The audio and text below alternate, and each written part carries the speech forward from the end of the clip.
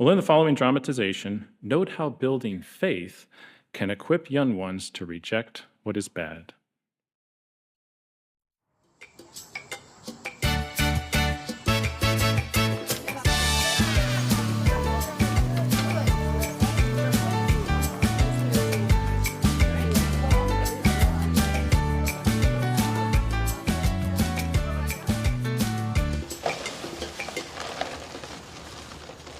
Wait, she said what? Yeah, man, it was weird. Thanks, boys. We'll be ready to eat soon. Soon means we got an hour. Let's get a game in. All right.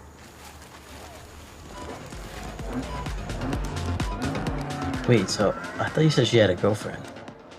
Yeah, she does, but she likes boys and girls. Oh. But she said it's not that big of a deal, though. Wait, so then what'd you tell her? Nothing, I ghosted her. You can't just avoid her. Come on, you gotta stand up for your beliefs. Yeah, and say what? You know, you're cute and whatever, but the Bible told me I can't hook up with you. Come on, man. I know what I'm supposed to say and everything, but if I say it, everyone's just gonna think I'm like closed-minded or something. And why do you care what they think? I mean, sometimes it's just like, I don't even know what I believe or why I believe it. But isn't it worth trying to figure it out? Is that even possible? That's what Jesus did. The religious teachers back then, they were teaching things that were completely different than what the scriptures taught. But Jesus, even as a kid, he wasn't confused or intimidated by them. He knew the truth, and he wasn't afraid to take a stand for it. I had to ask Jehovah to help me believe the truth like that. And has he helped you? Well, so far, every time I've had a question, I found answers. Let me actually share with you an interesting article I found. Joaquin showed me that the things I struggle with, the questions I thought were complicated, had clear answers in God's Word. The world is so confused about what's right and what's wrong. Maybe that's why it seems they're so unhappy. But Jehovah's standards are always better for us. And he gives us friends we can learn from.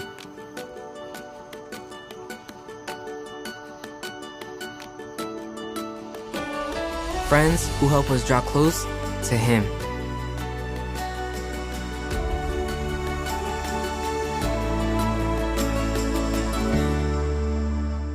What a perfect way to spend the evening. Get your projector out, get your friends round, and watch some Jehovah's Witness propaganda about Jesus.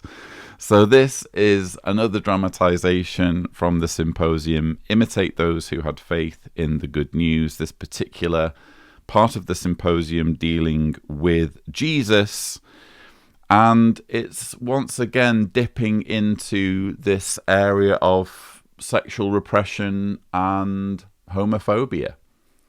So apparently this young lad who is chatting to his friend while they're playing a computer game, he isn't vocal enough about his disdain for gay people in a situation where he wants to hook up with a girl who is apparently bisexual, who likes both boys and girls.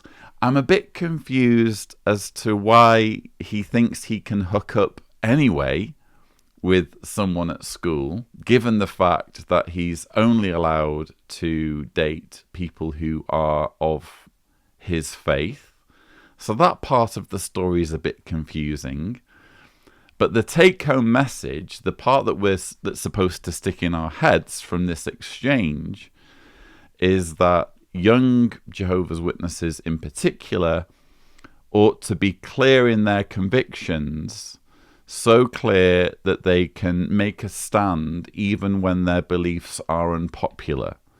So the correct thing for this lad to do was to humiliate the bisexual girl at school by telling her that her sexuality was an abomination. I mean, have I misread things? That seems to be the advice that his friend is giving him, advice that is endorsed by the organisation, or they wouldn't have portrayed things the way they've portrayed them. And I just can't help but find it ironic that young people here are being told to question their beliefs. I mean, is this really a message that the organisation wants to be drilling home too hard? Because the problem with questioning your beliefs is if you subject your beliefs to too much scrutiny, they tend to come undone. I mean, obviously, when you're a Jehovah's Witness, their idea of questioning your beliefs and putting them to the test is to just listen to everything that the organization's publications say. And apparently, the organization's publications have an answer for everything. That's the message that we've just heard. Unfortunately, that's not quite the case. There are many aspects of Jehovah's Witness beliefs that are unbiblical. I've done a video on some of the unbiblical teachings that Jehovah's Witnesses have. And there are many, many things that Jehovah's Witnesses teach that make no logical sense whatsoever. I guess I agree with the whole idea of young Jehovah's Witnesses challenging their beliefs. I would just suggest that they're not going to find meaningful answers in Jehovah's Witness publications which push a very fundamentalist, literalist, controlling, manipulative message that includes incredibly toxic, backwards, hateful, homophobic rhetoric that young Jehovah's Witnesses in school should rightly be ashamed of.